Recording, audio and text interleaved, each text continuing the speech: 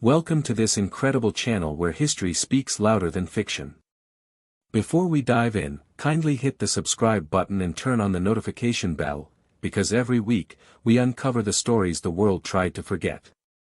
Drop in the comments where you're watching from and what time it is as you hear this voice. Let's see who's watching from the farthest corner of the world. Now, what if I told you there was a night in 1849, when enslaved men and women in Charleston refused to suffer one moment longer? And inside a place built for punishment, they rose, in fire and fury. The year was 1849. And in Charleston, South Carolina, something was stirring, something the city wasn't ready to face. It began quietly, as all great upheavals do. No crowds. No announcements. Just whispers in the dark, prayers whispered through cracked lips, and eyes that refused to lower. They called it the Workhouse, a place where the enslaved were sent to be disciplined. To the world, it was order. To those inside, it was hell on earth. Brick walls soaked with centuries of suffering. Wooden beams that had seen blood, sweat, and sorrow. Every corner told a story, and none had a happy ending. Within those walls, life and death existed only a breath apart. They said the workhouse could reform a person.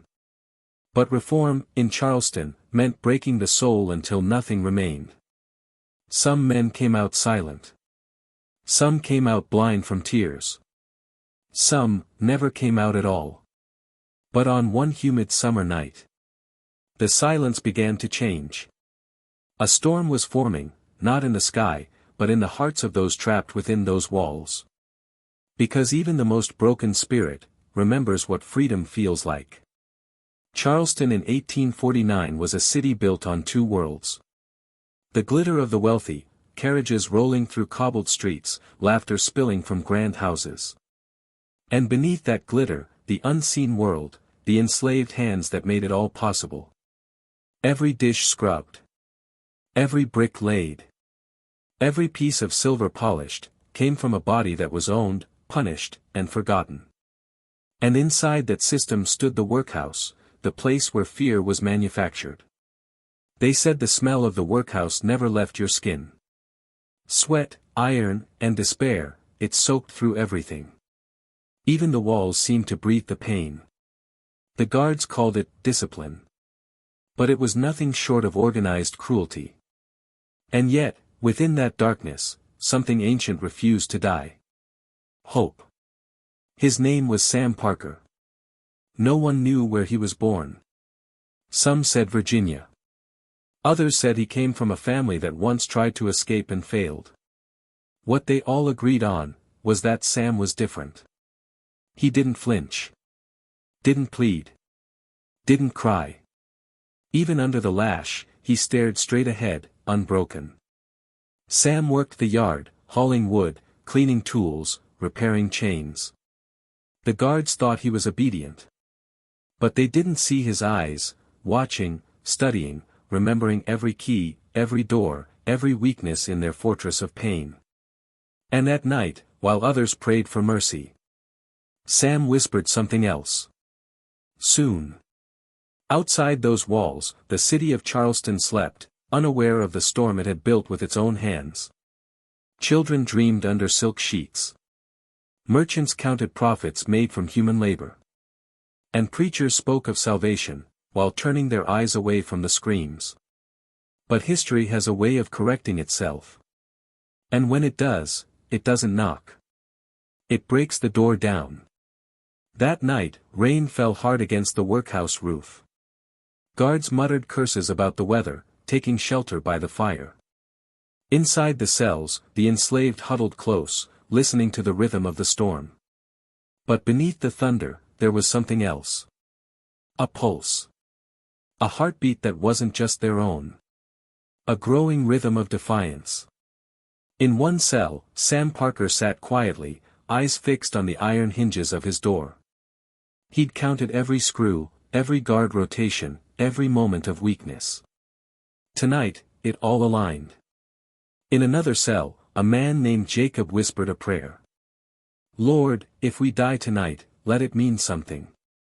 And down the hall, an older woman named Ruth rocked a child born inside those walls, her voice shaking as she hummed a broken lullaby. No one knew the others' full names. But they all shared one word on their tongues. Freedom.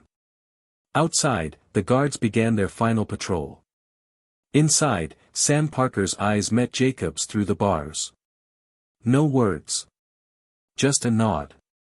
That was the moment everything changed. Because rebellion doesn't always start with weapons.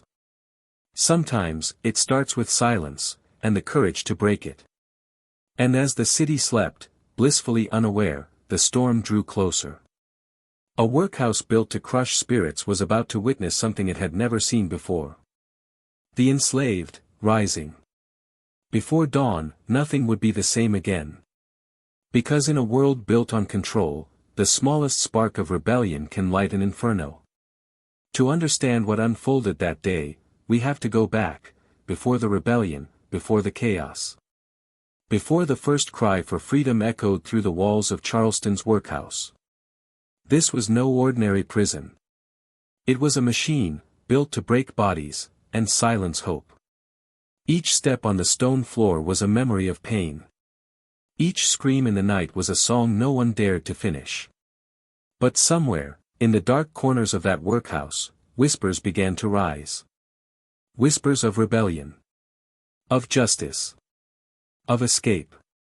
There was one man, his name lost to most records, but his courage burned brighter than his chains. He'd seen too much. Too many friends dragged away, too many lashes fall for crimes like hope. He began to speak, not loudly, but quietly enough for others to listen. They can chain our hands, but not our minds, he said. That sentence was the spark. In the silence, they planned, timing each whisper to the rhythm of the guard's footsteps. Every glance, every nod, every breath, was a piece of a puzzle forming a plan that could cost them their lives. The night air smelled of rain, and freedom. By 1849, Charleston was a city of contradictions. Its streets glittered with the wealth of merchants, built on the backs of those who had no names, no pay, no rest.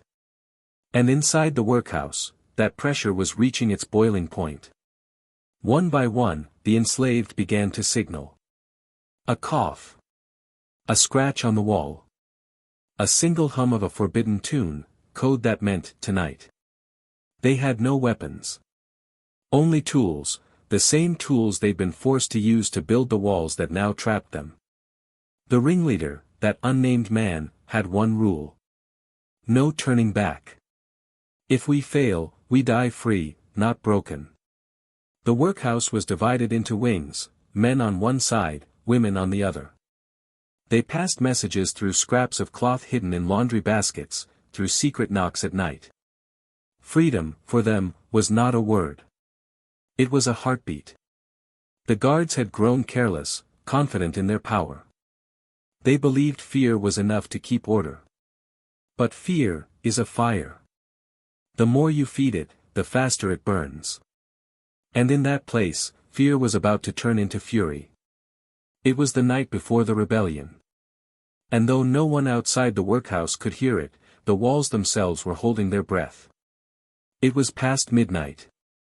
The storm outside hid the sounds of movement inside the workhouse. Every prisoner knew, if they failed, the punishment would be beyond imagination. But if they succeeded, even for 1 hour, they would taste what their ancestors had only dreamed of. One man whispered. Tonight, they'll know we were never silent. If you're still here watching right now, you're part of the few who crave truth, not comfort. Before we continue, subscribe, and turn on that notification bell, because every week we uncover moments that history buried. And if you choose not to subscribe, tell me why in the comments. Maybe the truth feels too heavy, or maybe you're still deciding if you're ready for what comes next. Now, listen closely. This was the moment everything began to spiral out of control. It started with a single lock clicking open. Then another. And another. In the darkness, a figure moved like a shadow. He carried nothing but a broken chain, a symbol turned into a weapon. The guards had no idea that the people they'd beaten, starved, and humiliated for years, were now moving with a unity stronger than any wall. A scream. A struggle. Then chaos. This was not a rebellion built on rage alone. It was built on memory. On every lash that tore skin, every family separated, every name erased from the record. They were fighting not just for escape, but for existence. And for a moment, just a fleeting moment, the enslaved became free. But freedom, in that world, never lasted long. Word spread through Charleston like wildfire. A rebellion. In the workhouse. White patrols stormed the streets, guns drawn, dogs barking through the rain. The city, once silent in its comfort, was now echoing with the fear of the enslaved standing tall.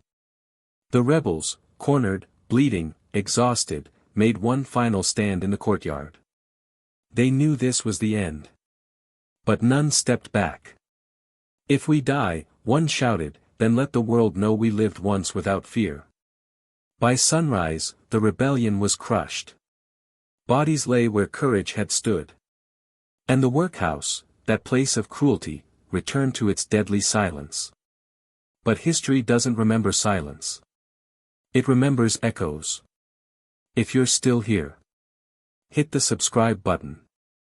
Because stories like this, stories that hurt, stories that matter, are the reason this channel exists. And if you're not subscribing, tell me why. Maybe some truths are just too hard to face. After the smoke cleared, silence fell once again over Charleston's workhouse. The rebellion had been crushed. But the echoes, oh, the echoes, they refused to die. Those who survived the uprising were not executed immediately. No, the city wanted spectacle. They were publicly whipped, chained, displayed, a warning to anyone who dared to imagine freedom. But something strange happened. The more they punished, the more people whispered. The more they silenced, the louder history became. Some records claim that one man, the same nameless leader, never revealed who helped him. He took every secret with him to the grave. And that became his final act of defiance. He may have died a slave. But he lived, in that brief rebellion, freer than the men who held the whip. The Charleston workhouse was eventually torn down. But the land it stood on, still exists. Some say that on quiet nights, you can still hear the faint sound of chains rattling in the distance. Not from pain, but from the souls that refuse to be forgotten. Tourists walk those streets now, laughing, taking pictures, unaware that beneath their feet lies a story soaked in blood and courage. And perhaps, that's the real rebellion. That we remember. When the world forgets. If you've made it this far, you've already proven something. You're not here for entertainment, you're here for truth. If this story moved you, don't leave without subscribing. Because every week, we bring you stories that echo through time. Stories that remind us that the past isn't gone. It's only waiting for someone brave enough to listen. Turn on the notification bell, so you don't miss the next voice that history tried to silence. And if you don't want to subscribe, tell me why. Was it too dark? Too real? Or maybe, it made you think differently about what freedom truly means? Drop your thoughts below. What part of this story shocked you the most? Do you believe those echoes still haunt Charleston today? Because your voice, your comment, keeps their story alive. Remember, the past never sleeps. It only waits to be heard again.